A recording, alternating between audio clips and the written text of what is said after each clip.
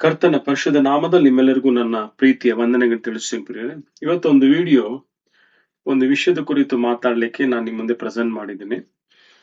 ಇದು ನೀವು already ತಮ್ಮನೇಲಿ ಓದಿರ್ತೀರಾ. Sister Monika ಅವರಿಗೆ ಒಂದು ಮಾತು ಯೇಸು ಕ್ರಿಸ್ತನ ಸೃಷ್ಟಿ ಬಗ್ಗೆ, ಮೊದಲನೇ ಆದಾಮನು ಎರಡನೇ ಆದಾಮನು ಅನ್ನೋ ವಿಷಯದ ಮೇಲೆ. ಹಾಗಾಗಿ ಈ ವಿಡಿಯೋ ಬಗ್ಗೆ ನಾನು ಎಕ್ಸ್ಪ್ಲೇನ್ ಮಾಡೋಕ್ಕಿಂತ ಮುಂಚೆ ಅವ್ರು ಏನ್ ಹೇಳಿದಾರೋ ಒಂದು ವಿಡಿಯೋನ ನೋಡ್ಕೊಂಡ್ ಬಂದ್ಬಿಡೋಣ. ತರಬೇಕು.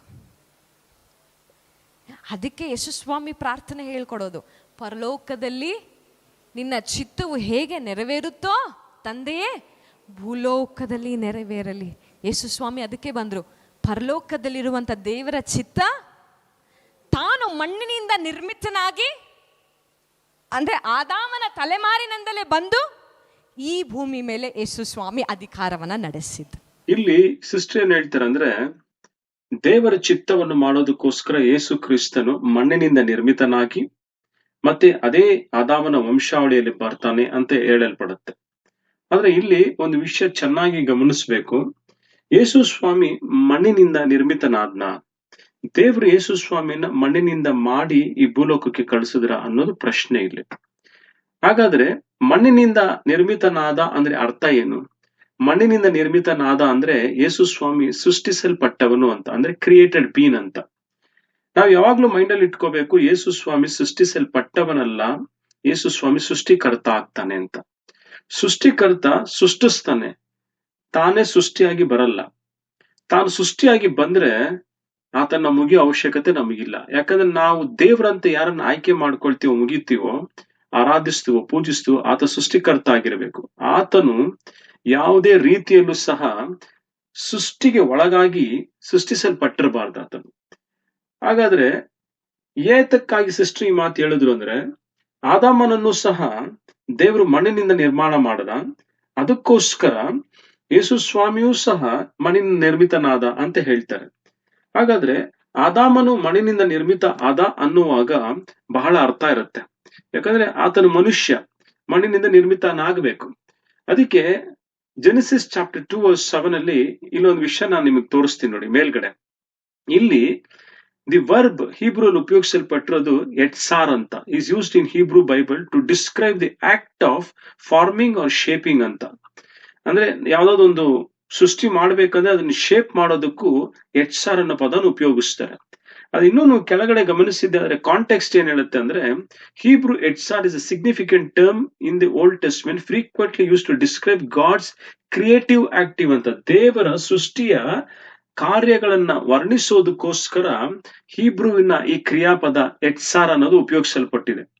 ಅದೇ ರೀತಿಯಾಗಿ ಐಸೈಯಾ ಚಾಪ್ಟರ್ 64:8 ಅಲ್ಲೂ ಸಹ ಒಬ್ಬ ಪಾಟ್ರ ಕುರಿತು ಮಾತಾಡುತ್ತೆ, ಅಂದ್ರೆ ಕುಂಬಾರನ ಕುರಿತು ಮಾತಾಡುತ್ತೆ. ಅವನು ಯಾವ ರೀತಿ ಅದನ್ನ ನಿರ್ಮಿಸ್ತಾನೋ, ನಿರ್ಮಾಣ ಮಾಡ್ತಾನೋ, ಆ ಪದಕ್ಕೂ ಸಹ ಇದೇ ಟರ್ಮ್ನ ಐಸೈಯಾ 64:8 ಅಲ್ಲಿ ಉಪಯೋಗಿಸಲ್ಪಟ್ಟಿದೆ ಅಂತ ಹೇಳಲ್ಪಡುತ್ತೆ. ಹಾಗಾದ್ರೆ ಜೆನೆಸಿಸ್ ಚಾಪ್ಟರ್ 2:7 ಅಲ್ಲಿ ಎಟ್ಸಾರ್ ಅಂತ ಉಪಯೋಗಿಸಲ್ಪಟ್ರೆ ಅದರ ಅರ್ಥ ಏನಂದ್ರೆ ಆದಾಮನು ಸೃಷ್ಟಿಸಲ್ಪಟ್ಟ ಅಂತ. ಹಾಗಾದ್ರೆ ಯೇಸು ಸ್ವಾಮಿ ಏನಾದ್ರೂ ಸೃಷ್ಟಿಸಲ್ಪಟ್ರೆ ಎಟ್ಸಾರ್ ಅನ್ನೋ ಪದದ ಆಧಾರದ ಮೇಲೆ ಸೃಷ್ಟಿಸಲ್ಪಟ್ಟ ಅನ್ನೋದು ನಾವು ಗಮನಿಸ್ಬೇಕು. ನನ್ನ ಅಭಿಪ್ರಾಯ, ಆತನು ಆ ರೀತಿಯಾಗಿ ಸೃಷ್ಟಿಸಲ್ಪಟ್ಟಿಲ್ಲ. ಯಾಕೆ ಅಂದ್ರೆ ಸೃಷ್ಟಿಕರ್ತ ಆತನು. ಯೋಹಾನ ಸುವಾರ್ತೆ 1:3 ಕೊಲಸಿ 1:16 ಆತ ಸೃಷ್ಟಿಕರ್ತ ಅಂತ ನಾವು ನೋಡ್ತೀವಿ. ಹಾಗಾದ್ರೆ ಮನುಷ್ಯನ ದೇವರು ಮಣ್ಣಿನಿಂದ ಸೃಷ್ಟಿಸಿದ್ದೆ, ಆದ್ರೆ ಯೇಸು ಸ್ವಾಮಿಯು ಅದೇ ರೀತಿ ನಿರ್ಮಿತನಾದ ಅಂತ ಹೇಳಿದ್ರೆ ಅದು ದೊಡ್ಡ ಬ್ಲಂಡರ್ ಆಗುತ್ತೆ, ದೊಡ್ಡ ತಪ್ಪಾಗುತ್ತೆ. ಯಾಕೆ ಅಂತ ಮುಂದೆ ವಿಷಯದಲ್ಲಿ ನಿಮ್ಗೆ ಅರ್ಥ ಆಗುತ್ತೆ. ಹಾಗಾದ್ರೆ ಯೇಸು ಸ್ವಾಮಿ ಯಾವ ರೀತಿ ಸೃಷ್ಟಿಸಲ್ಪಟ್ಟ ನಮ್ಗೆಲ್ರಿಗೂ ಗೊತ್ತು. ಆತನು ಸೃಷ್ಟಿಸಲ್ಪಟ್ಟಿದ್ದು ಕನ್ಯಾ ಗರ್ಭದಲ್ಲಿ. ಅವಾಗ ಹೇಗೆ? ಲೂಕನ ಸುವಾರ್ತೆ 1:35 ಕ್ಲಿಯರ್ ಕಟ್ ಆಗಿ ಹೇಳುತ್ತೆ ಏನಂತ, an angel answered and said to her, the Holy Spirit will come upon you and the power of the highest will overshadow you. Therefore also that holy one who is to be born will be called the son of God ಅಂತ ಹೇಳ್ತಾನೆ. ಪರಿಶುದ್ಧಾತ್ಮ ನಿನ್ನ ಮೇಲೆ ಬಂದು ಆವರಿಸುವಾಗ ಆಗ son of god ಯೇಸು ಸ್ವಾಮಿ ಸೃಷ್ಟಿಸಲ್ಪಡ್ತಾನೆ ಅಂತ ಹೇಳಿಲ್ಲ, ಆ ರೀತಿಯಾಗಿ ಜನ್ಮ ತಾಳ್ತಾನೆ ಅಂತ ಇಲ್ಲಿ ಬರೆಯಲ್ಪಟ್ಟಿದೆ. ಓಕೆನಾ? ಹಾಗಾದ್ರೆ ಯೇಸು ಸ್ವಾಮಿ ಮಣ್ಣಿನಿಂದ ನಿರ್ಮಿತನಾಗಿಲ್ಲ, ಆದ್ರೆ ಕನ್ಯಾಗರ್ಭದಲ್ಲಿ ಒಂದೇ ಸಾರಿ ಏನಾಗ್ತಾನೆ? ನಿರ್ಮಿತನಾಗಿ ಬರ್ದೀರ ಜನ್ಮ ತಾಳ್ತಾನೆ ಅಂತ ಅರ್ಥ ಆಗುತ್ತೆ. ಹೀಗಿರುವಲ್ಲಿ ಅರ್ಥ ಏನು? ಈಗ ಉದಾಹರಣೆ ನೋಡಿ, ಮಣ್ಣಿನಿಂದ ಮಾಡಿದ್ರೆ ಆತ ಮನುಷ್ಯನಾದ, ಆದ್ರೆ ದೈವತ್ವ ಏನಾಯ್ತು? ದೈವತ್ವ ಎಲ್ಲಿಗೆ ಹೋಗುತ್ತೆ?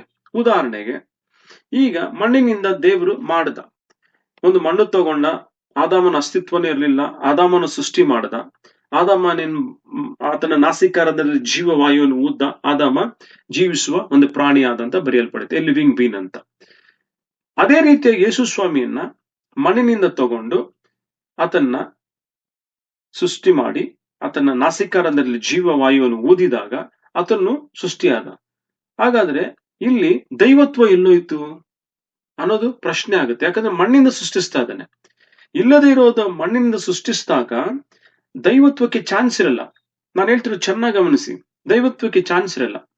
ಅದಕ್ಕೋಸ್ಕರನೇ ಆದಾಮನ ರೀತಿಯಲ್ಲಿ ಆಗ್ದಿರ, ಆದಾಮನು ಸೋತವನು, ಯೇಸು ಸ್ವಾಮಿ ಎಂಬ ಆದಾಮನು ಗೆದ್ದವನು. ಆದಾಮನು ರೋಗಗಳನ್ನು ತಂದ, ಈ ದೇವರು ಸೌಖ್ಯವನ್ನು ತಂದ. ಆದಾಮನು ಪಾಪವನ್ನು ತಂದ, ಈ ಆದಾಮನು ನಮ್ಮನ್ನ ಪಾಪದಿಂದ ಬಿಡಿಸೋದಿಕ್ಕೆ ಬಂದ. ಇಷ್ಟೇ ಸಿಂಪಲ್. ಹೀಗಿರುವಲ್ಲಿ ನಾವು ಗಮನಿಸಬೇಕಾಗಿರೋದೇನು ಅಂದ್ರೆ, ಈ ಲೋಗೋಸ್ ಪರಲೋಕದಿಂದ ಹಾಗೆ ಬಂದು ಹ್ಯೂಮನ್ ನೇಚರ್ ಅನ್ನ ಧರಿಸಿ ಕನ್ಯಾ ಗರ್ಭದಲ್ಲಿ ಸೇರ್ಕೊಳ್ಳುತ್ತೆ. ನಾನು ಹೇಳಿದ್ದು, ಈ ಲೋಗೋಸ್, ಈ ವಾಕ್ಯ ತ್ರಿತ್ವದಲ್ಲಿ ಎರಡನೆಯನ್ನಾಗಿರುವಂತ ಯೇಸು ಸ್ವಾಮಿ ತಾನು ಪರಲೋಕದಿಂದ ಬಂದು ಹ್ಯೂಮನ್ ನೇಚರ್ ಅನ್ನು ಧರಿಸಿ ಕನ್ಯಾ ಗರ್ಭದಲ್ಲಿ ಸೇರ್ಕೊಳ್ತಾನೆ. ಆಗ ಇಳಿತಿರುವ ಆ ದೇವರು ಡಿವೈನ್ ಆಗಿದ್ದಾನೆ. ಹ್ಯೂಮನ್ ನೇಚರ್ ಅನ್ನು ಪಡ್ಕೊಳ್ಳುವಾಗ ಹ್ಯುಮ್ಯಾನಿಟಿನೂ ಆಡ್ ಆಗುತ್ತೆ. ಅವಾಗ ಎರಡೂ ಅಲ್ಲೇ ಇದೆ. ಆದ್ರೆ ಮಣ್ಣಿನಿಂದ ನಿರ್ಮಿತನಾದ್ರೆ ಆತನು ಬರೀ ಮನುಷ್ಯನತ್ವದಲ್ಲೇ ಇರುತ್ತೆ. ದೈವತ್ವ ಎಲ್ಲಿಂದ ಬಂತು, ಹೆಂಗ್ ಆಡ್ ಮಾಡಕ್ಕಾಗತ್ತೆ, ಯಾವ ರೀತಿಯಾಗಿ ಆಡ್ ಮಾಡಕ್ಕೆ ಸಾಧ್ಯ ಆಗುತ್ತೆ ಅನ್ನೋ ಪ್ರಶ್ನೆಗಳೆಲ್ಲ ಮೂಡಿ ಬರುತ್ತೆ. ಅದಕ್ಕೆ ವಾಕ್ಯವು ಲೋಗೋಸ್ ಶರೀರಧಾರಿ ಆಯಿತು, ಶರೀರಧಾರಿಯಾಗಿ ನಮ್ಮ ಮಧ್ಯದಲ್ಲಿ ವಾಸ ಮಾಡಿದನು ಅಂತ ಬರೆಯಲ್ಪಟ್ಟಿದೆ. ಹೋಪ್ ಈ ವಿಷಯವನ್ನ ನೀವು ಅರ್ಥ ಮಾಡ್ಕೊಳ್ತೀರಂತ ನಾನು ಭಾವಿಸ್ತೇನೆ. ಹಾಗಾದ್ರೆ ಈ ಡೇಂಜರ್ ಏನು ಅಂತ ನಾನು ಕೇಳೋದೇ ಆದ್ರೆ, ಇಲ್ಲಿ ನೀವು ಗಮನಿಸಬಹುದು, ಇಸ್ಲಾಂ ಅಲ್ಲೂ ಸಹ ಮುಸ್ಲಿಂನವರು ಇದನ್ನೇ ನಂಬ್ತಾರೆ. ಎದರಲ್ಲಿ? ಕುರಾನ್ ಚಾಪ್ಟರ್ 3 ವರ್ಸ್ 59 ಅಲ್ಲಿ ನೀವು ಮೇಲ್ಗಡೆ ಇಲ್ಲಿ ಸ್ಕ್ರೀನ್ ಅಲ್ಲಿ ನೋಡ್ಬೋದು, ಅಲ್ಲಾಹನ ದೃಷ್ಟಿಯಲ್ಲಿ ಈಸಾರ ಉದಾಹರಣೆಯು ಆದಾಮರಂತೆ. ಅವನು ಆದಾಮರನ್ನು ಮಣ್ಣಿನಿಂದ ಸೃಷ್ಟಿಸಿದನು, ನಂತರ ಅವರೊಡನೆ ಉಂಟಾಗು ಎಂದನು, ಆಗ ಅವರು ಉಂಟಾದ್ರು ಅಂತಾನೆ. ಇಲ್ಲಿ ಗಮನಿಸಬೇಕಾದ್ರೆ ಈಸಾರು ಅಂದ್ರೆ ಜೀಸಸ್. ಅಲ್ಲಾಹನ ದೃಷ್ಟಿಯಲ್ಲಿ ಈಸಾರು ಉದಾಹರಣೆಯು ಆದಾಮರಂತೆ. ಆದಾಮ ಹೇಗೆ ಸೃಷ್ಟಿಯಾದ? ಮಣ್ಣಿನಿಂದ ಆದ. ಅವಾಗ ಮಣ್ಣಿನಿಂದ ಆದ ರೀತಿಯಲ್ಲೇ ಈಸಾರನು ಸಹ ಆದಾಮನಂತೆ ಮಣ್ಣಿಂದ ಸೃಷ್ಟಿಸಲ್ಪಟ್ಟರು ಅನ್ನೋ ಉದಾಹರಣೆ ಇದೆ ಅಂತ ಇಲ್ಲಿ ಕೊಡ್ತಾರೆ. ಅವಾಗ ಇಸ್ಲಾಂನ ಪ್ರಕಾರ ಏನು ಅಂದ್ರೆ, ಸೇಮ್ ಆದಾಮನು ಯಾವ ರೀತಿ ಮಣ್ಣಿಂದ ಸೃಷ್ಟಿಸಲ್ಪಟ್ಟನೋ ಯೇಸು ಸ್ವಾಮಿಯು ಸಹ ಅದೇ ರೀತಿ ಸೃಷ್ಟಿಸಲ್ಪಟ್ಟ, ಆತನ ಸೃಷ್ಟಿಕರ್ತ ಅಲ್ಲ ಅಂತ. ಬಟ್ ನಾವು ಕ್ರಿಶ್ಚಿಯನ್ಸ್ ಏನ್ ಬಿಲೀವ್ ಮಾಡ್ತೀವಿ ಅಂದ್ರೆ, ಆದಾಮನನ್ನ ದೇವರು ಮಣ್ಣಿನಿಂದ ಸೃಷ್ಟಿಸಿದ, ಯೇಸು ಸ್ವಾಮಿ ಅನ್ನೋ ಎರಡನೇ ಆದಾಮನನ್ನ ಮಣ್ಣಿಂದ ಸೃಷ್ಟಿಸಲ್ಪಟ್ಟಿಲ್ಲ, ಆತನು ಜನ್ಮ ತಾಳ್ತಾನೆ, ಮಾನವತ್ವವನ್ನ ದೈವತ್ವವನ್ನ ಎರಡನ್ನೂ ಇಟ್ಕೊಂಡು ಅದ್ಭುತ ರೀತಿಯಲ್ಲಿ ಎರಡು ನೇಚರ್ಗಳನ್ನು ಇಟ್ಕೊಂಡು, ಅಂದ್ರೆ ಡಿವಿನಿಟಿ ಹ್ಯುಮ್ಯಾನಿಟಿ ಎರಡನ್ನೂ ಇಟ್ಕೊಂಡು ಭೂಮಿ ಮೇಲೆ ಸಂಚರಿಸ್ತಾನೆ. ಅದಕ್ಕೆ ಆತನು ಡಿವಿನಿಟಿಯನ್ನು ಸಹ ತೋರ್ಸಕ್ಕೆ ಸಾಧ್ಯ ಆಗುತ್ತೆ, ಹ್ಯುಮ್ಯಾನಿಟಿಯನ್ನು ಸಹ ತೋರ್ಸಕ್ಕಾಗುತ್ತೆ. ಹೀಗಿರುವಲ್ಲಿ ಆತನು ಸೃಷ್ಟಿಕರ್ತನಾಗೇ ಬಂದ, ಆತನು ಸೃಷ್ಟಿಗೊಳಗಾಗಿಲ್ಲ, ಆದಾಮನಂತೆ ಅಲ್ಲ ಅಂತ ನಾವ್ ಅನ್ಕೊಳ್ತೀವಿ. ಆದ್ರೆ ಕುರಾನ್ ಏನ್ ಹೇಳುತ್ತೆ? ಇಲ್ಲ, ಆದಾಮನಂತೆ ಅಂತ ಹೇಳುತ್ತೆ. ಕುರಾನ್ಗೂ ಬೈಬಲ್ಗೆ ಎರಡು ಡಿಸ್ಟಿಂಕ್ಷನ್ ಬರಬೇಕು.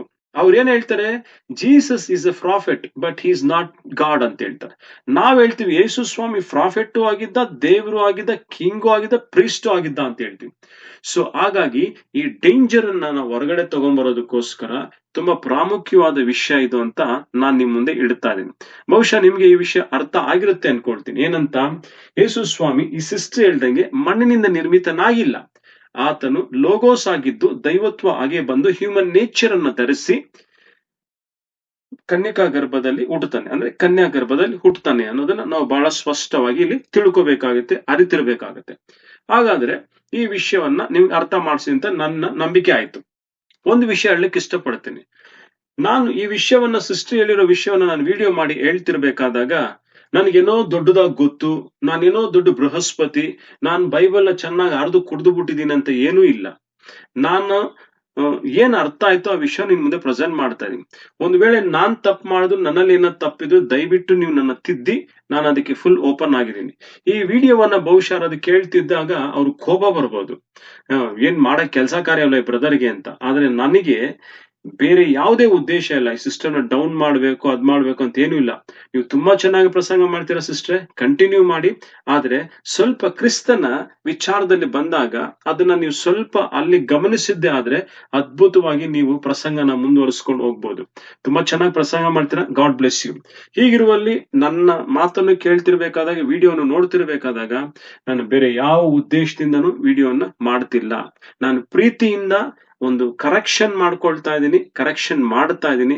ಹಾಗೆ ದಯವಿಟ್ಟು ನಾನೇನಾದ್ರೂ ಈ ವಿಷಯದ ಮುಖಾಂತರ ನಿಮ್ಮನ್ನು ನೋಯಿಸಿದರೆ ಕ್ಷಮಿಸಿ.